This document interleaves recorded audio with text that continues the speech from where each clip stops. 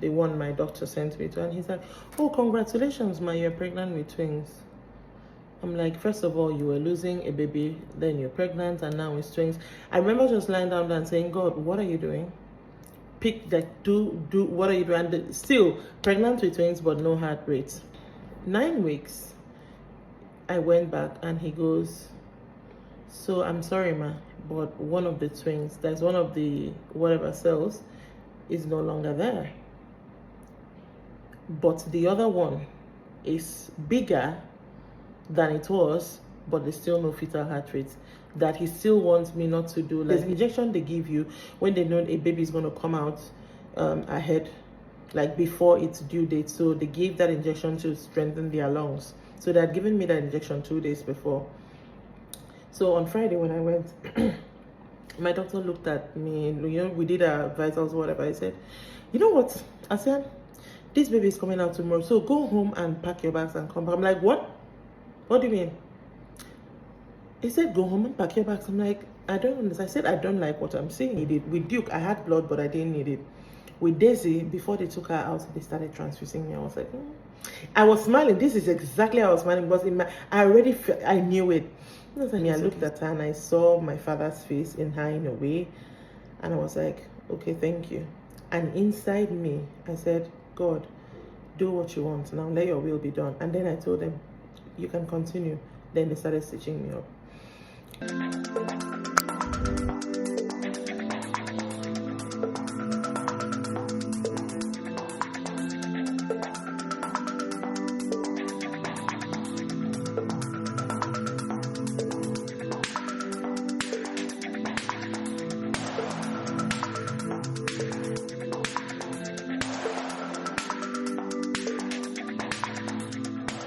Welcome to Rants with Naija, Chic.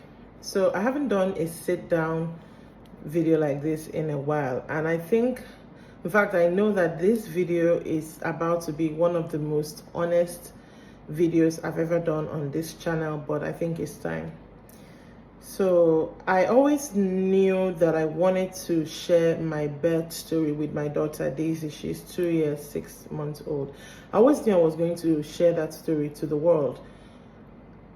Funny enough, when I gave birth to her, I hadn't started content creating yet, but I still knew I was going to share that story to the world, because I feel like you share certain things about you, people, it encourages some other person, or like it encourages some other person in sharing some certain personal stories. So I always knew I was going to share that story, but I didn't know when, and it never felt right until last night. So the daughter in question just started school. And last night, I was up from about, I think, almost to 1 till literally now. I haven't slept since. But sometime around past 3 o'clock, I was like, you know what? In fact, I finished voicing over a particular video. I don't even know what I'm going to call that video yet. And then I said, you know what? I think when I drop this girl off in school today, I'm going to film her birth story, because I feel like it's time. So this is my birth story. The one where I almost died. Yeah, we'll try to get through this without crying, because I'm not about to come on the internet and cry now. You know, my throat has really been dry, so I'm going to be drinking a lot of water. And no, this is not a Stanley, it's just a regular stainless cup. I know everybody's doing Stanleys now. My money no reach. Speaking of money no reaching, please make sure you are subscribed, make sure you are liking, commenting, sharing, you know, do all the doables. Make my money reach. I won't waste it on a Stanley, but you know what I mean. Anyways, let's get into this. So, full disclosure, we're gonna talk. Then 2019, I started IVF. Now, I had my reasons for doing IVF, not because I couldn't conceive naturally, but when I gave birth to my son in 2011, because of things that we're not going to get into right now, I and my husband were both AS, if you know what that means. Talking about sickle cell, we're both AS, meaning I'm a geneticist. Both of us were not supposed to, what's it called, procreate, because you have the possibility of getting a sickler. Did we know this before we got married? Yes. Why did we still get married? That's another story that I don't think I will tell. So let's leave that one. So when I had my son, back then, I was 22, 23 when I had my son. Back then, I won't even lie to you, I was a firebrand Christian. Like I used to fast, I used to pray, I used to sow seed, I was a worker in church. So when I knew, from the day I realized that this is what is happening between two of us, because I didn't know from the get-go, I was like, I started literally praying, because I was like, at this point we're going to get married. We're going to want to have children. And I do not want those children to be sicklers. I'm fully aware of the crisis. Like, do you understand? What I'm trying to say is when we gave birth to my son, my faith was stronger, not necessarily stronger than it has ever been, but my faith was on a different level. So we prayed, I sowed seed upon seed, and Duke came out to be good. So fast forward 10 years later, we were now ready for another child. And I was like, looking at the timing, I do not have energy to build up my faith and start praying and asking God, putting God in my language, we'll call it fegesang, do it quick. So let's just go the medical route. We're going to do IVF, so that first of all, we're going to select the egg, so we get one that doesn't have the sickle cell gene, and then we're going to get a girl, because I want a girl, So cool, we started IVF in 2019. Now,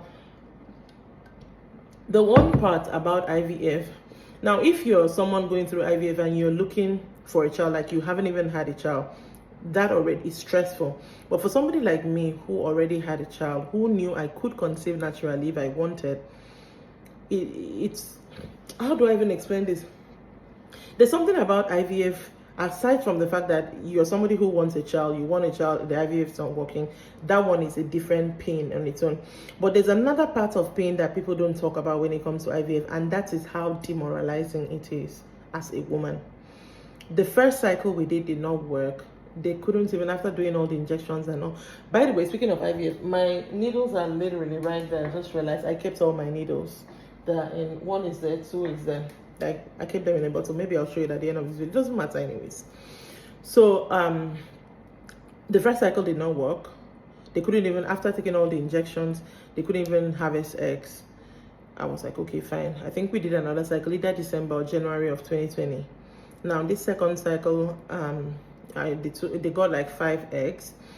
Now for regular IVF, when they take out the eggs, they stay in the, whatever they're saying, in the tube or whatever, for 3 days, and then they can implant it in either a surrogate or the mother.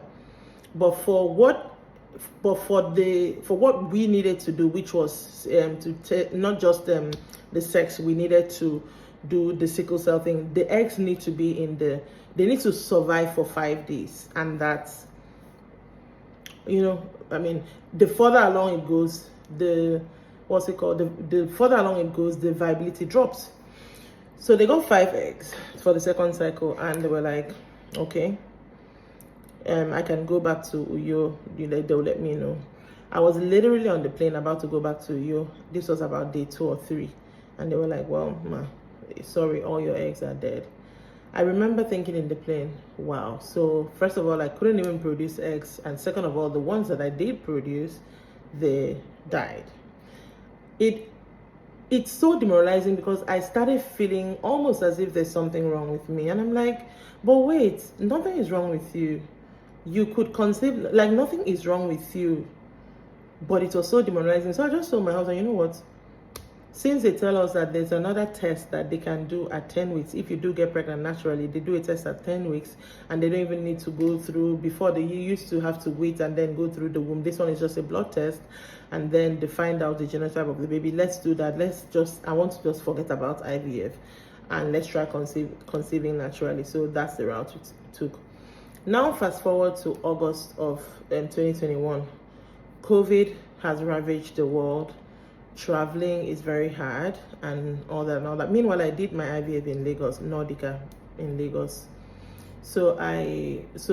Anyway, August 2021, I didn't think about any pregnancy, anything, didn't do no tests, wasn't stressed, I was just living. So in August 2021, I and my son wanted to go to a water park. So my husband said, okay, let's go to Dubai. But he wasn't coming, so it was just me and him.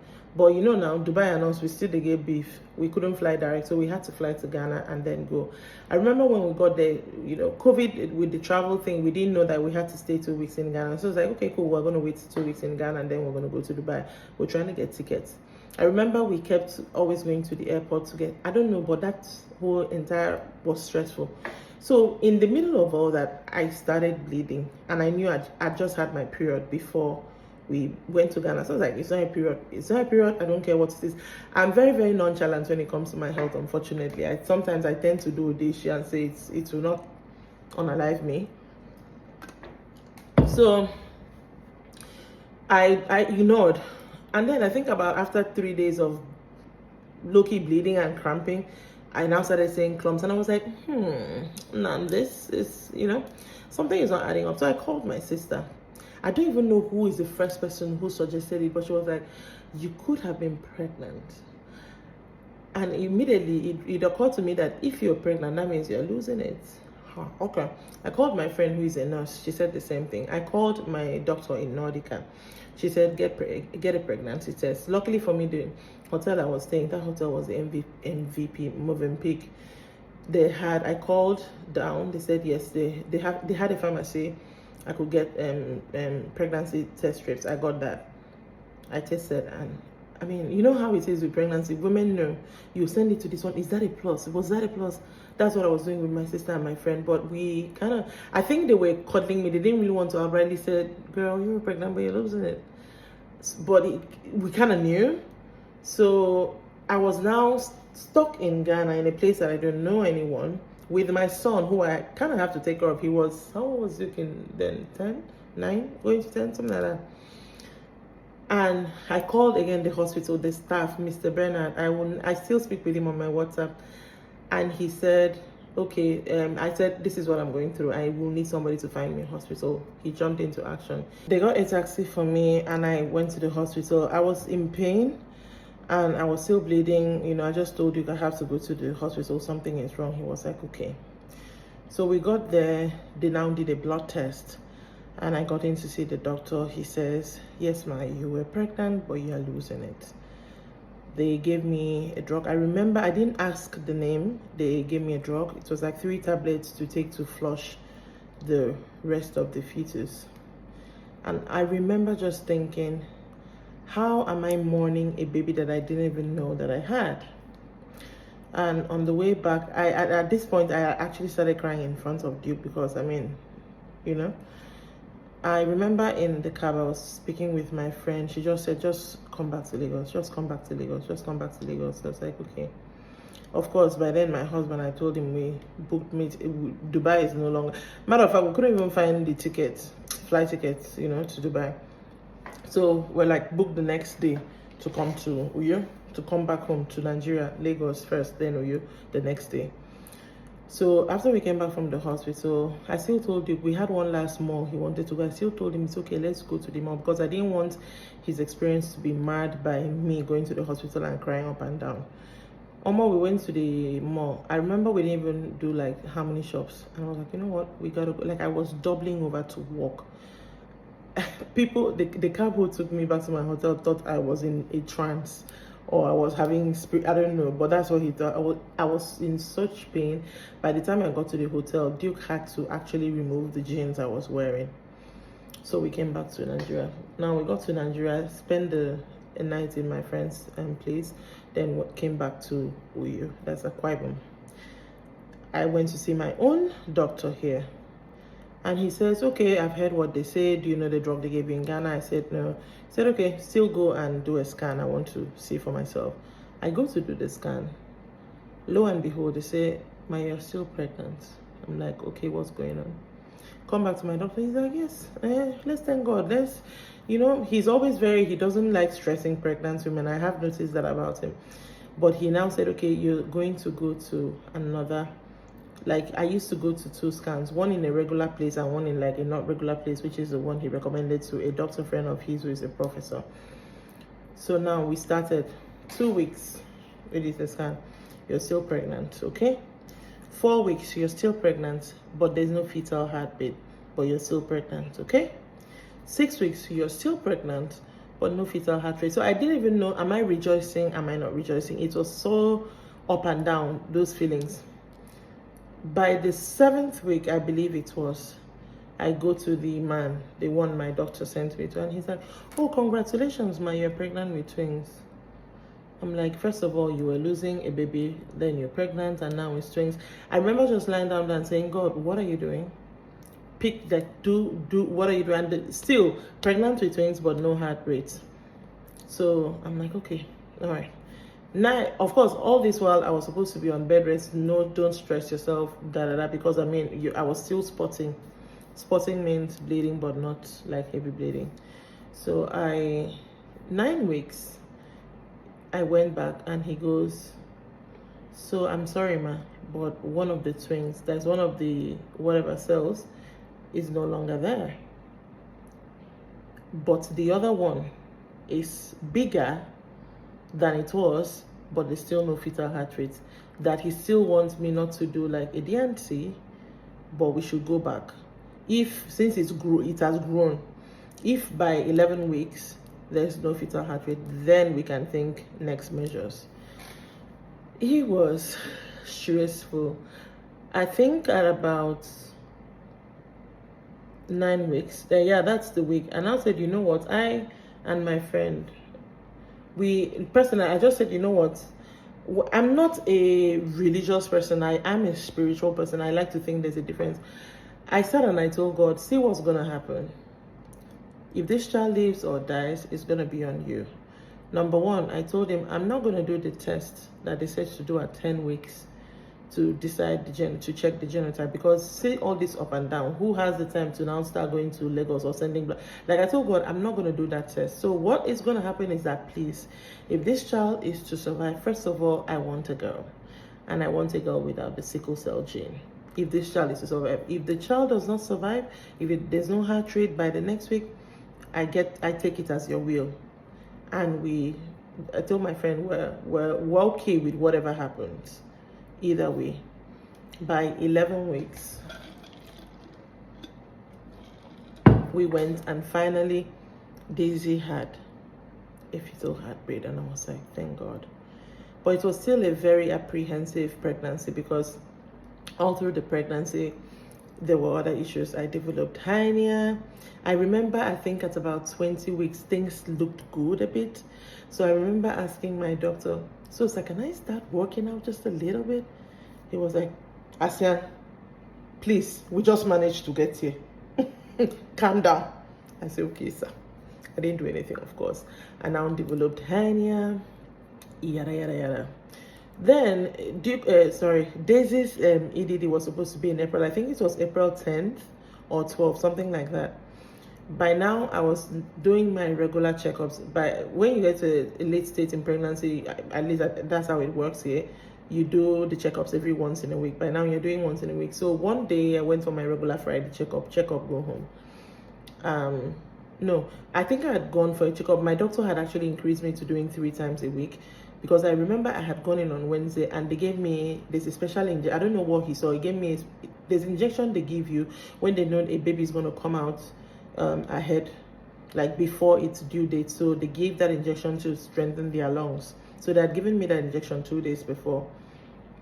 So on Friday when I went, my doctor looked at me, we did our vitals, whatever. I said, you know what, Asian, this baby is coming out tomorrow, so go home and pack your bags and come back. I'm like, what? What do you mean? He said, go home and pack your bags. I'm like, I don't understand. I said, I don't like what I'm seeing. I said, okay. I had ordered some things for the baby. They didn't come back. See me running helter skelter that Friday, buying 1 or 2 things to get that. It was crazy. So on the 22nd, this was the 21st, so I went to the hospital and slept in the hospital. The next morning, the way they rushed me to the theater, my husband almost didn't come to see me. Like, he came when they were wheeling me. I was like, at the point I kept saying, because I wanted my birth to be very planned. I had my playlist, I had my instructions. I had told them, immediately the baby comes out, let me know. There's an aspect of this story I've skipped. I have to tie that in.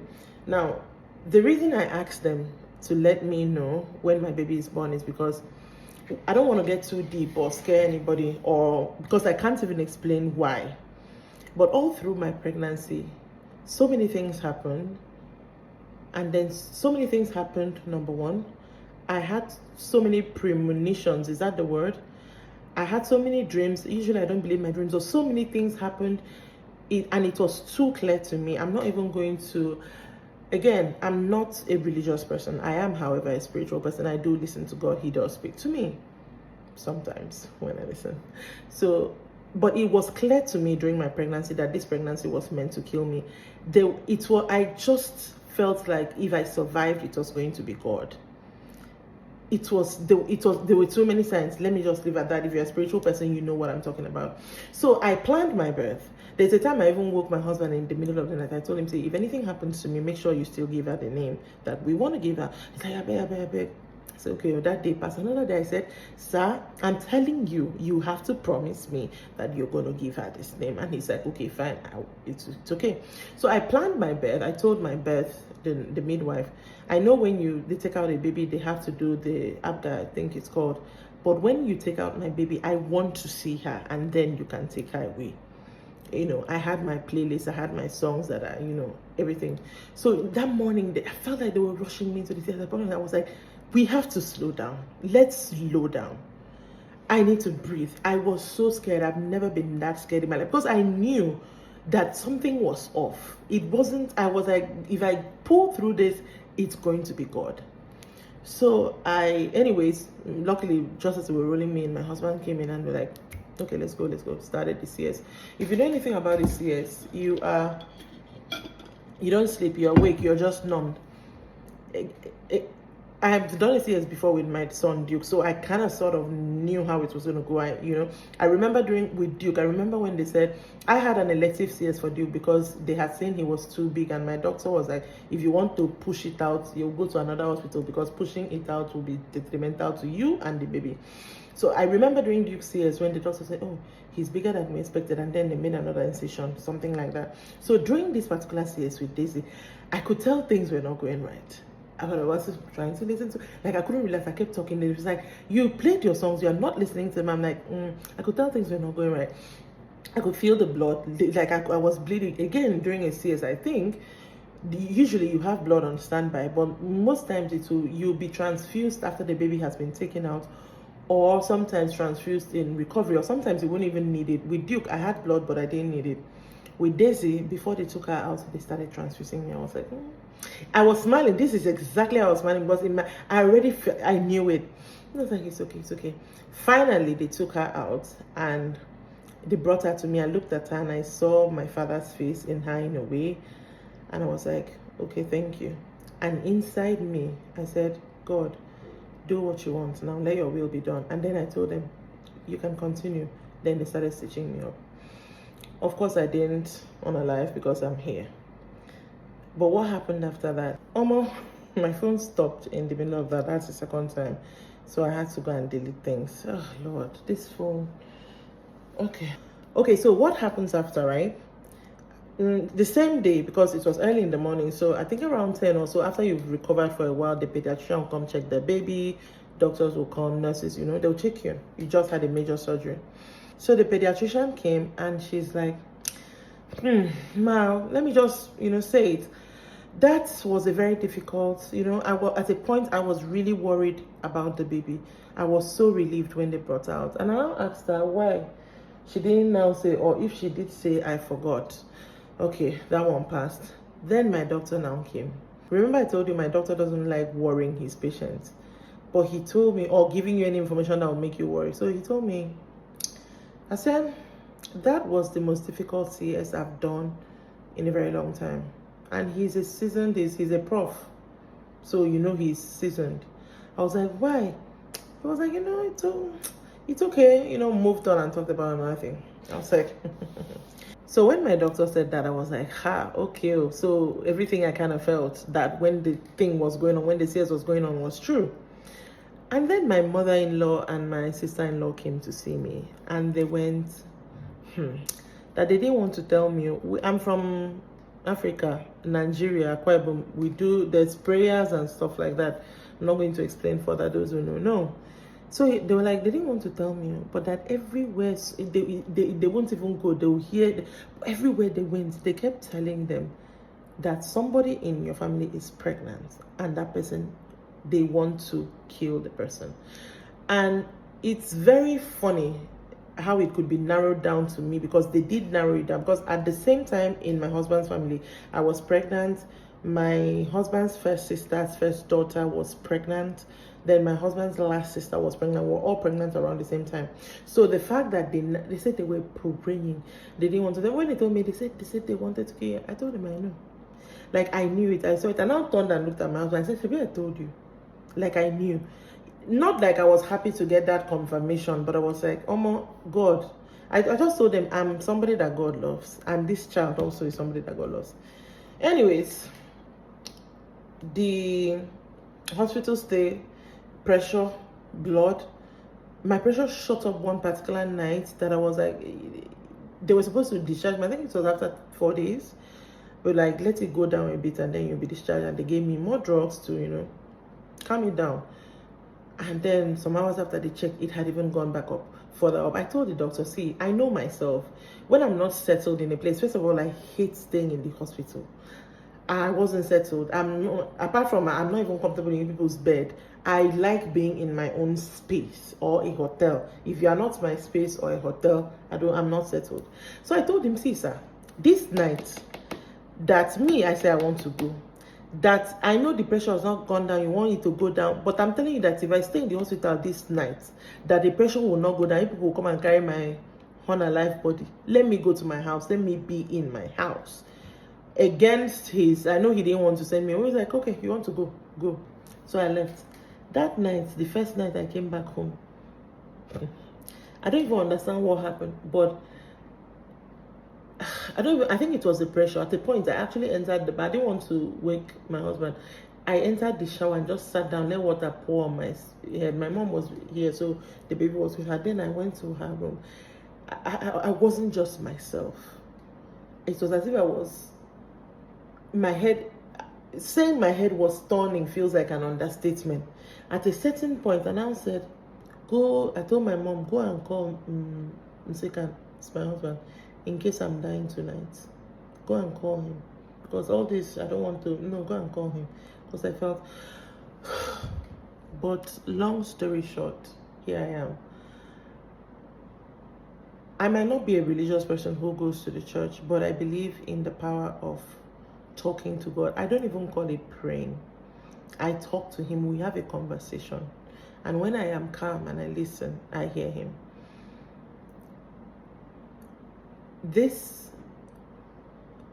I'm making this video today because my daughter is the child that, yes, she was meant to be here. Let me correct myself. I told my friend she wasn't meant to be here, and he was like, no, she was meant to be here. My daughter that was meant to be here but was almost not here, the same child that didn't have a heartbeat for how many weeks, she started school today, and everything just dawned on me how good God has been. And to even cap up the story, by the time she was 1, which is when you can do a genotype test, I tested her genotype and she came out AS, which is the better option.